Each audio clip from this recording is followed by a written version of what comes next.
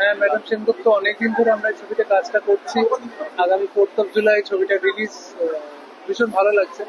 In fact Nandi মুভিজের সঙ্গে এই ছবিটা দিয়েই আমার প্রথম কাজ হয়েছিল। আমার কাজ শুরু হয়েছিল মধ্যে মৈনাকের ভাগ্যলক্ষ্মীটা রিলিজ করে গেছে বছরের শুরুতেই, কিন্তু এটাই ছিল ফার্স্ট ছবি। Finally 4th July, all the best গোটা টিমকে। আমার একটি গান রয়েছে ছবিতে, দুটি ভার্সন আছে, মেল এবং ফিমেল। ফিমেল ভার্সন গিয়েছেন শিল্পারা, মেলটি আমার কণ্ঠে।